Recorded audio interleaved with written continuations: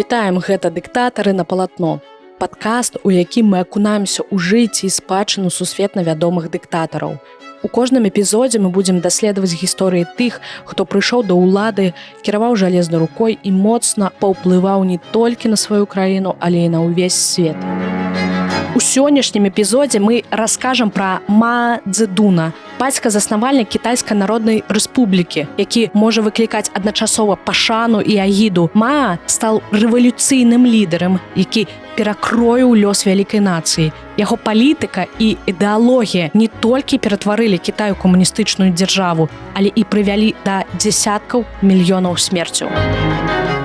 Кітай, у якім нарадзіўся Мао Цзэдун у 1893 годзе, быў імперыяй дынастыі Цын. Краіна была пераважна аграрнай з велізарнымі сельскімі тэрыторыямі. Яна змагалася з унутранымі праблемамі і знешнім ціскам. Замежныя ўварванні падзялілі краіну на сферы ўплыву.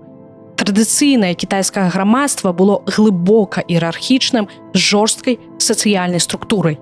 Сям'я Мао была з маленькай вёскі Шаошань і была адной з самых забяспечаных. Бацька змог вылезці з пазыкаў свайго бацькі і вырасці ў заможнага фермера. Мао быў трэцім сынам у сям'і, але яго два браты памерлі яшчэ маленькімі, таму маці моцна апеквала хлопчыка, а бацька, наадварот, быў строгім і жорсткім.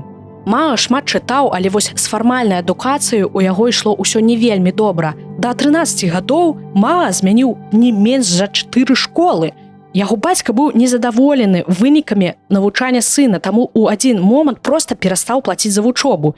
Тады Мао знайшоў сабе працу на ферме. Бацька працягваў уплываць на жыццё сына і прапанаваў яму ажаніцца на дзяўчыне, якая была на некалькі гадоў старэйшая за Мао.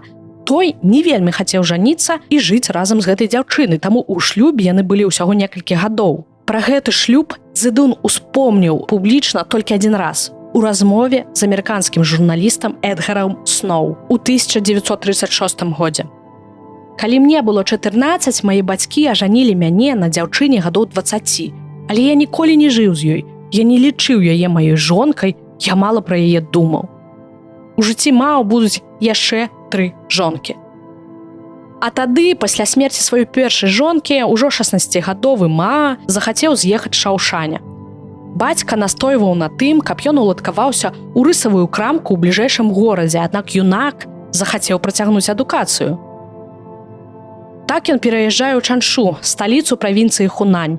Гэты горад значна паўплывае на Мао, там ён зацікавіцца палітыкай і пачне пісаць артыкулы ў газеты. Анархізм, лібералізм, марксізм, працы Карла Маркса і Фрыдрыха Энгельса. Гэты ідэі ўзарвуць мозг маладога Цзэдуна. Ён іх будзе пражэрліва вывучаць. Мао пачне развіваць і свае ўласныя ідэі пра рэвалюцыю і класавую барацьбу. У 1911 годзе ў Кітаі выбухнула Сінхайская рэвалюцыя, якая прывяла да падзення імперыі Цын. На яе месцы ўтварылася Кітайская рэспубліка. У краіне наступіла доўгая эпоха хаосу. Хоць намінальна Кітай быў рэспублікай, але доўгія гады на яе тэрыторыі аж да канца Другой сусветнай вайны за ўладу змагаліся розныя групоўкі. У сярэдзіне 1910-х гадоў Мао вучыцца ў настаўніцкай вучэльні і хоча стаць настаўнікам. Гады вучобы ў настаўніцкім вучылішчы ён правёў у рэвалюцыйнай барацьбе, ладзіў дэманстрацыі, замагаўся супраць губернатараў, якія падаваліся яму кепскімі кіраўнікамі. Першыя гады пасля вучылішча былі для Мао няпростымі. Ён мог адправіцца ў Францыю ці Расію на працу. Аднак не зрабіў гэтага, бо кепска валодаў замежнымі мовамі і не імкнуўся іх вучыць. Ён паспеў пажыць у буйных кітайскіх гарадах, але ўвесь час жыў у беднасці і сціпла адзяваўся. Цзэдун не адразу стаў зацятым камуністам. Ён доўгі час разбіраўся ў палітычных плынях і толькі на пачатку 20-х гадоў вырашыў, што будаўніцтва краіны магчымае толькі пасля рэвалюцыі, такой самай, што адбылася ў Расію у 1917 годзе. Імя Мао Цзэдуна так шчыльна асацыюецца з камунізмам і Кітаем, што можа падавацца, што Мао ад самого пачатку знаходзіўся пры партыі камуністаў. Але ўсё пачыналася інакш. У 1921 годзе ў Шанхаі стварылі камуністычную партыю Кітая. Гэта было зроблена пры дапамозе Масквы. Хоць удзел у партыі стаў для Мао яго пажыццёвай адданасцю камуністычнай справе, ён ніколі не быў яе заснавальнікам. Ад пачатку стварэння партыі яго погляды з паплечнікамі разыходзіліся, аднойчы яго нават выключылі з партыйных шэрагаў. Праз некалькі гадоў пасля стварэння камуністычнай партыі яна аб'ядноўваецца з Гамінданам. Палітыкі лічылі, што сумесна могуць адваяваць уладу ў краіне ў розных груповак і аб'яднаць дзяржаву. Вядома, кожная сіла пераследавала свае мэты. Камуністы імкнуліся распаўсюдзіць свае ідэі на людзей, што падтрымлівалі больш шырокі рух Гаміндана. Гаміндан, у сваю чаргу, хацеў кантраляваць камуністаў знутры. Мао, які не моцна ўплываў на рашэнне партыі ў тыя часы, займаўся працай у полі. Камуністычная партыя Кітая лічыла, што рэвалюцыю зробяць гарадскія рабочыя, таму ўся прапаганда і праца была завязаная на іх. У сярэдзіне 20-х гадоў Мао назіраў, як сяляне ў Шаошані самі адбіралі зямлю ў землеўладальнікаў і аб'ядноўваліся ў камуны. Так ён першым зрабіў стаўку на сялянства. Альянс паміж кампартыяй і Гамінданам ад пачатку быў няўстойлівым, таму ў 1927 годзе адбыўся важны пералом.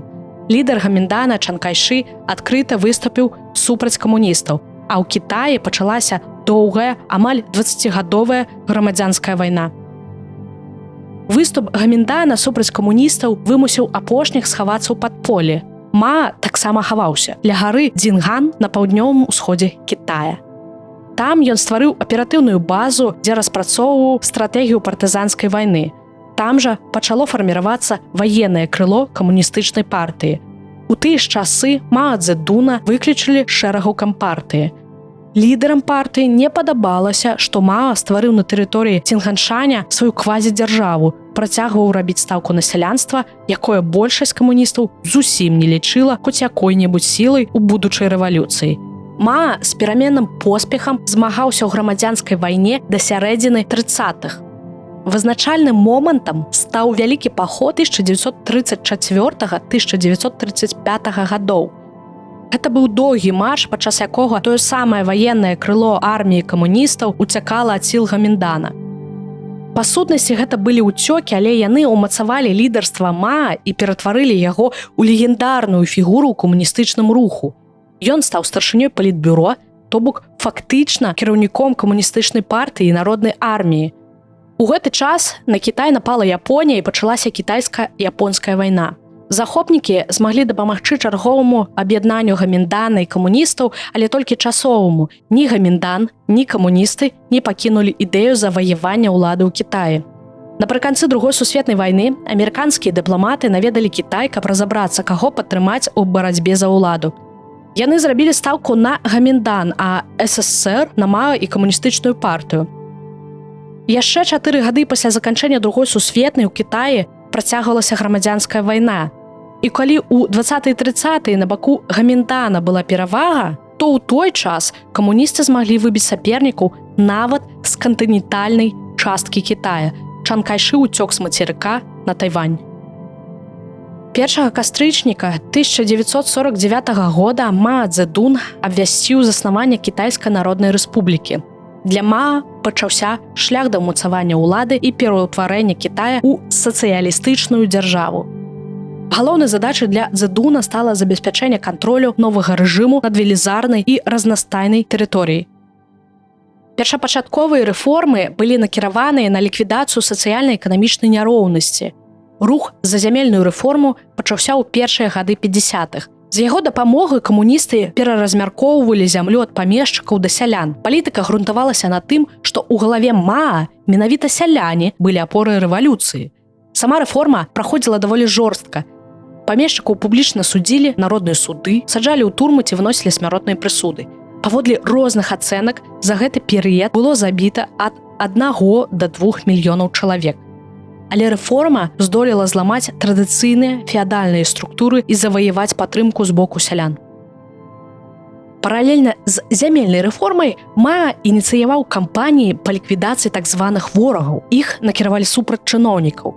Палітычныя чысткі павінны былі забяспечыць лаяльнасць і ліквідаваць патэнцыйных канкурэнтаў. Самай гучнай справай пачатку 50-х стала расправа над Гааган і Жао Шушы, якія былі высокапастаўленымі чыноўнікамі ў кампартыі. Іх абвінавацілі ў змове супраць Мао, а іх падзенне надаслала дакладнае паведамленне для ўсіх. Іншадумства ўнутры партыі дапускацца не будзе.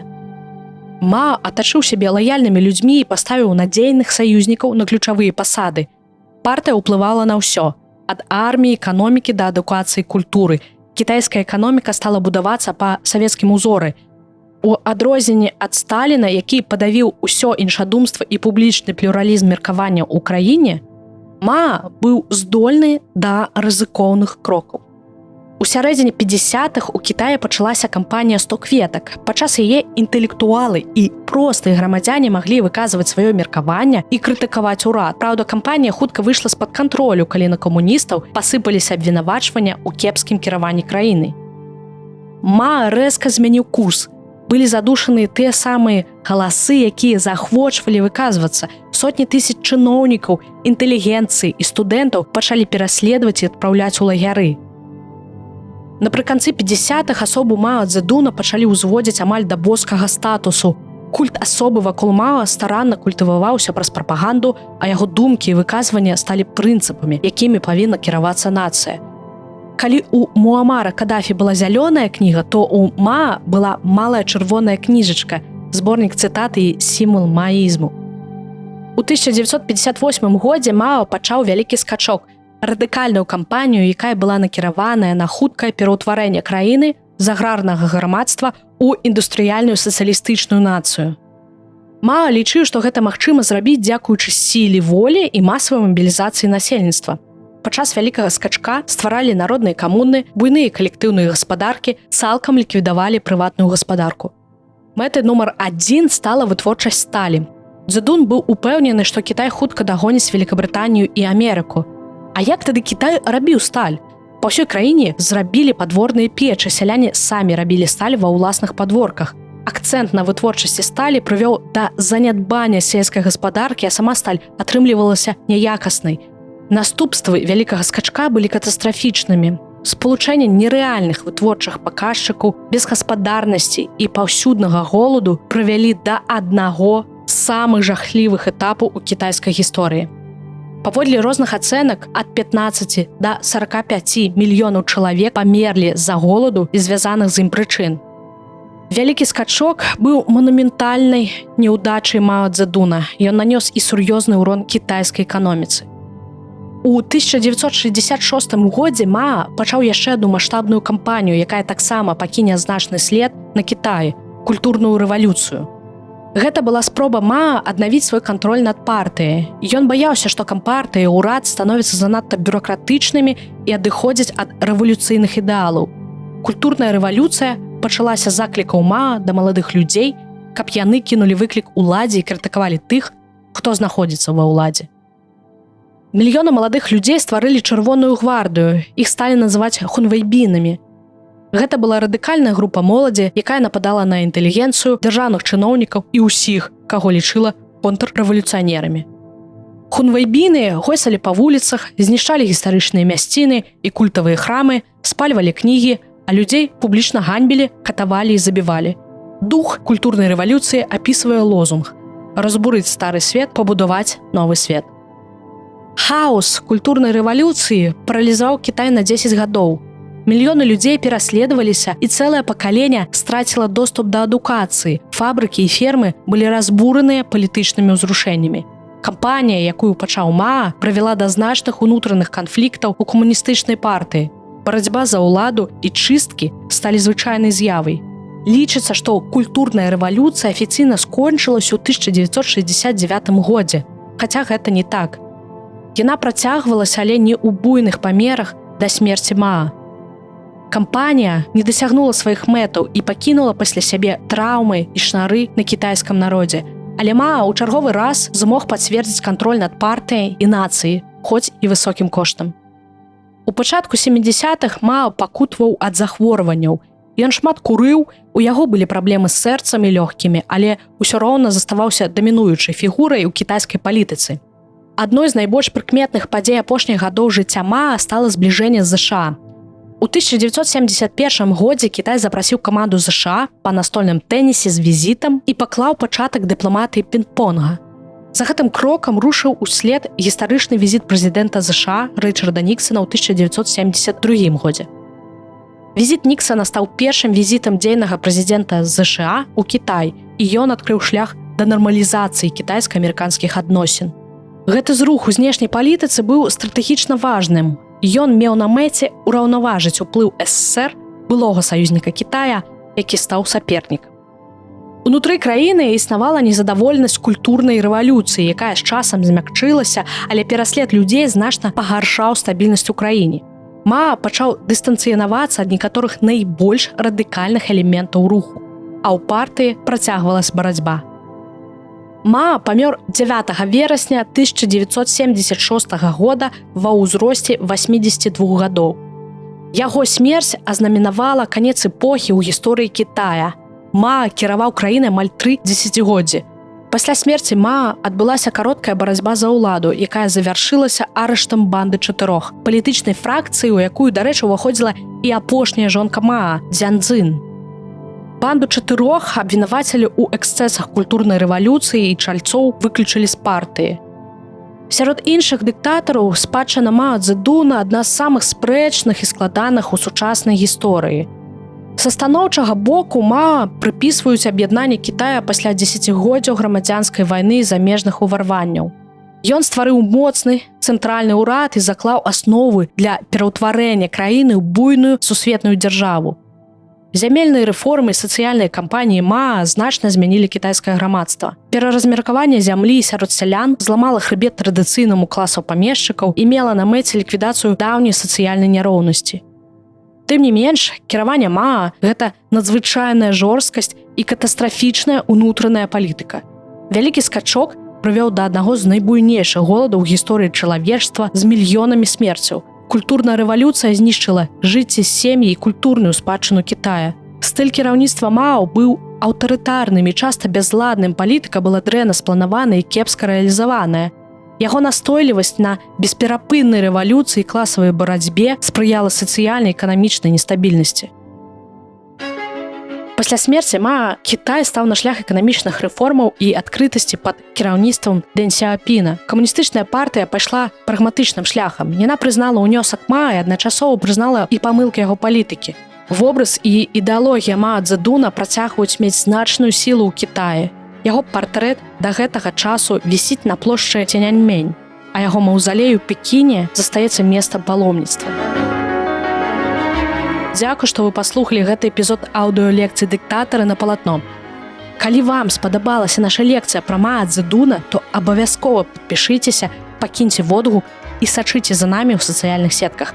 У наступным эпізодзе мы вернемся ў Еўропу і раскажам пра румынскага дыктатара Нікалая Чаўшэску.